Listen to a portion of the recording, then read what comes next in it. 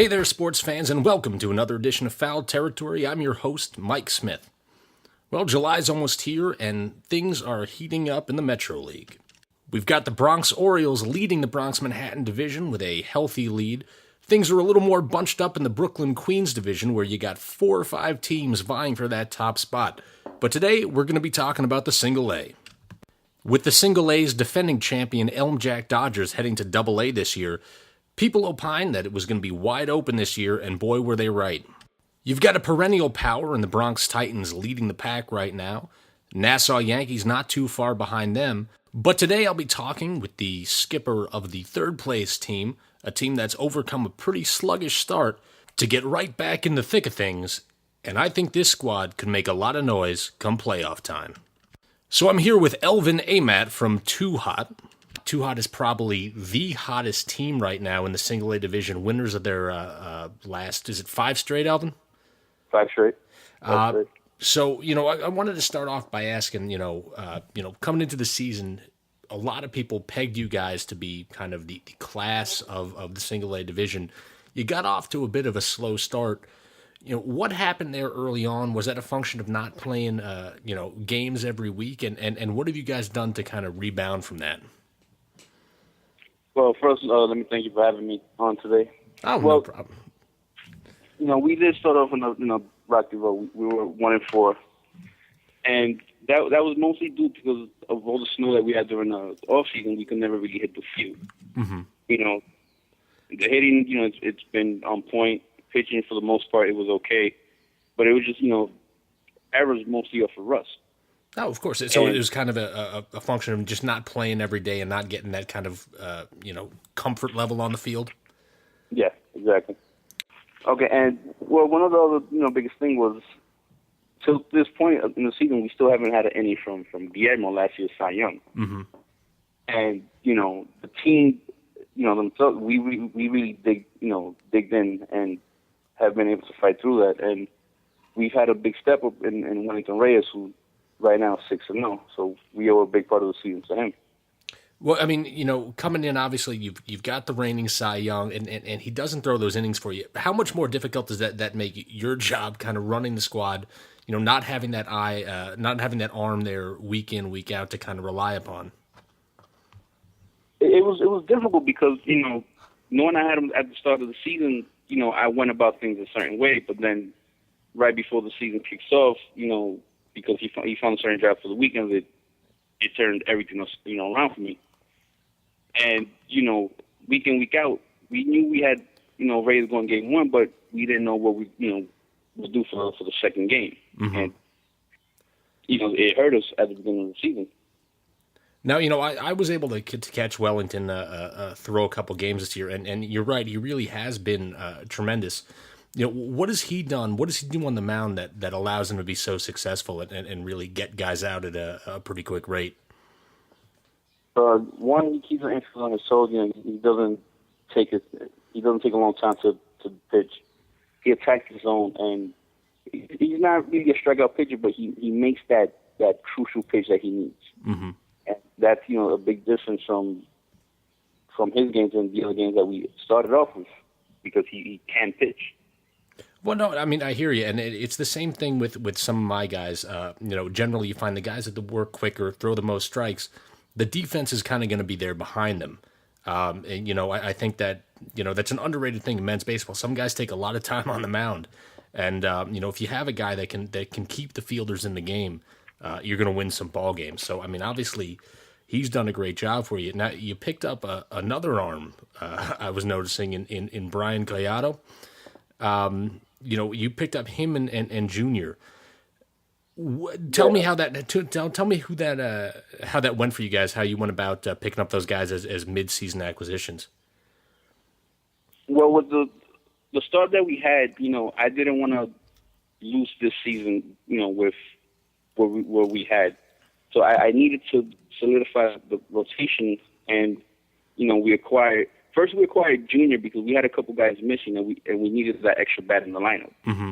And so happened, his cousin Collado, so that made it, a more, great pickup for me because he was able to bring in Collado. And first game he throws was last week, and he already has a win on his belt. Now, I mean, those guys are I think 2 years ago, 3 years ago, they played on that Bulldogs team that won the championship in Double-A. So these guys know what it takes to win. How important was that? I mean, aside from their talent, in picking up guys like that who have that track record of playing for winning ball clubs. They bring, besides the time they could bring on the table, but they also bring that leadership. If they see a player who's not busting down the line hard, they'll get on him. And we need things like that to be able to compete for what we want to, and that's for a championship.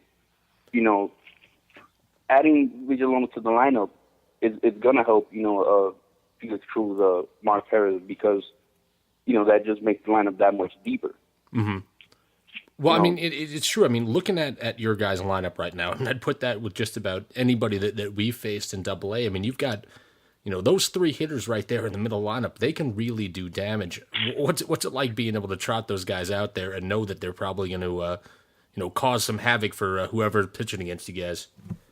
It's one of those things you'd love to do every week. And once time to put in the lineup, I know 3 to 7, 8 are legit hitters. Mm-hmm. Cruz last year took the MVP, and the pace he's on right now, he can probably take it again.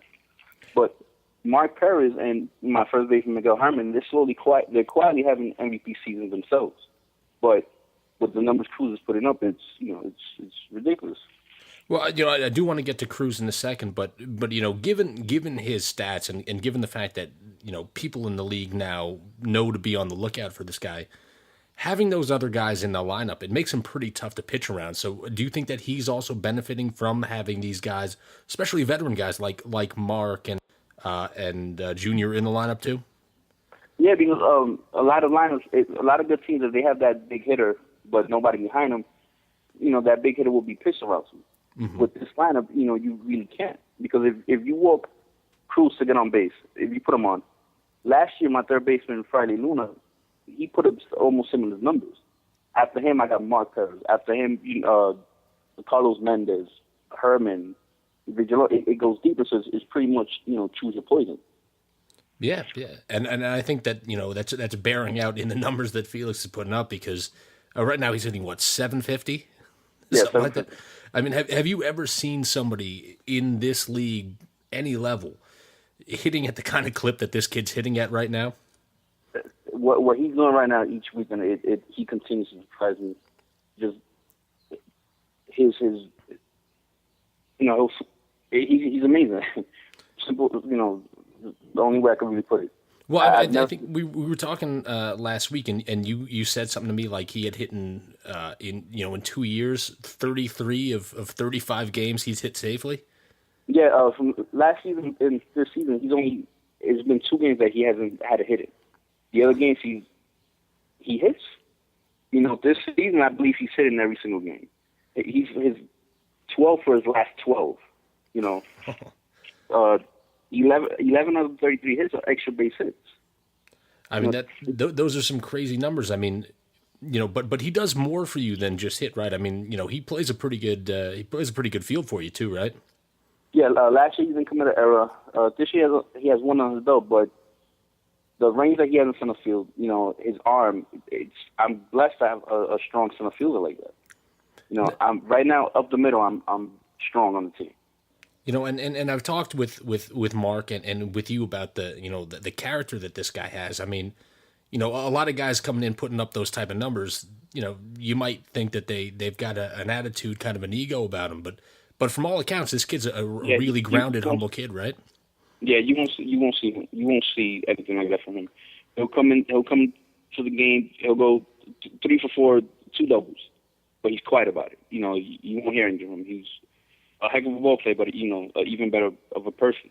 He's really humble, and that's something that we love having him. We love about him. He's a quiet kid. He's not one who's going to cause any trouble where talking to the opposition or anything like that. Now, I also did want to ask because, a couple of years ago, you guys had a pretty rough season. You mentioned beforehand you guys went 2-20, something like that. You made a big step forward last year. You know, what do you attribute your success to last year into this year, and what did you do to really help turn this organization around? We went more for, how a player was, with their personality, because one of the biggest things that's helped us the last season, this season, has been the chemistry that we have. Mm-hmm. A lot of players before, they would play, they'll play for the name on the back rather than the name on the front of the jersey. And that's really been the key, because a lot of these guys, last year we had a bad stretch. I think we lost maybe 4 out of 5, but the morale was never down. They were always still there, smiles on their faces, everything.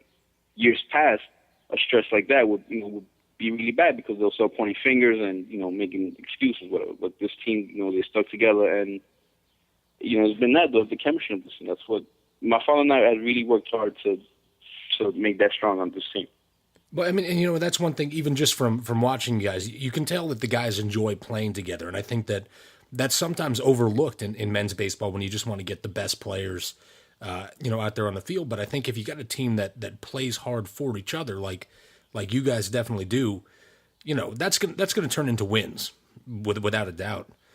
How much have guys like Mark Perez, who came in, how have they helped, kind of foster that sense of team? Because I know he's been kind of around the league, and he's kind of a veteran elder statesman there now. Yeah, he's been a really great addition, in the clubhouse. If somebody's, going through a little rough streak hitting, he's there, helping, giving him advice, giving him tips. If somebody commits an error, he's there picking him up. The pitchers love him. The hitters, love being around him. He's been a really great addition. He's a great person. All right, so obviously you guys are on a good stretch right now. You're playing good baseball. What have you seen from kind of other teams around the Single A? What are your thoughts on how that's shaken out? Who, Titans are up there at the top. You guys are have made your way up to the top. Who are the teams to beat right now? Well, two teams that stand out are the Titans and Nassau Yankees. Mm-hmm. The Titans, year in, year out, they're always going to put a good product on the field. They have a lot of veterans over there and, a bunch of good guys. So they're always going to be tough. Same thing with the Yankees. Really good pitching, good hitting. And, with Single A losing the prospects and the Dodgers, there's other teams that stepped in and have improved. The Angels have, a couple nice arms over there. The Knights, they have a couple talented players. But, again, it's the Titans and the Yanks who I see giving us the most competition. Well, I mean, and looking at it, it seems like, you three guys, you'd be tough to knock off in a series because you've got the pitching. But, are there any teams towards the bottom of the division that you think really, if they make the playoffs, they might have those arms that could lead to an upset, something like that? I can see the Angels being a team like that. Kid Zach, live arm. Oh, yeah. So, in a short series, pitching is key. Pitching is always going to shut down that good hitting. The Knights, like I mentioned, they also have a couple good arms. They have Garcia, who I think is second in the league in strikeouts right now. Another good pitcher there. So those two teams I would definitely watch out for. And, go on. Sorry. I was going to say, especially if the Angels could have Zach week in, week out. Oh, without a doubt. I mean, I saw him pitch against the Nationals earlier in the year, and he's got some pretty good stuff, I got to say. For you guys moving forward as the playoffs kind of come around late in July, early August, are there any areas of your team that you'd like to see your guys improve upon in order to solidify and make yourselves kind of contenders for that Class A crown? It was with the pitching, and I feel with the addition of Collado, it's really made it stronger. Because offensively, we're deep. Defensively, getting more consistent games in is improved. But pitching was always the key, and with the addition of Collado, I see us, going deep. Now you guys have is it the Mets this weekend? Yeah, well, we have the Mets Sunday, I believe. Yeah, at Randall, that too. So the Mets are another one of those teams too. I think they split with the Titans, handing the Titans one of their two losses. That seems to be a team that could be in that kind of upset class as well. What are you going to have to do against them to make sure they don't steal a game from you this weekend? Put out smart at bats. They have this lefty. I believe he was with the Cubs last season. Good movement. Decent fastball. They have Jeff Applebaum. Crafty knuckleball pitcher. And I believe if we put smart at bats together, we'll compete good with them. All right, so Elvin, thanks a lot for stopping by. Wish you guys the best of luck this weekend against the Mets, who were my old fall ball team. And I think you guys got a great run ahead of you. And best of luck. Thank you, and thank you to you. Good luck with your hands. All right, thanks a lot. All right, that was Elvin Aymat with Too Hot, looking to continue to stay hot this week against the Mets and down the road as the playoffs loom. So that's it, sports fans. We got a great weekend of baseball ahead of us. We got some great matchups in the single A. We have some matchups in the double A that we've highlighted on the website. So until then, stay healthy, stay happy, and keep it between the lines.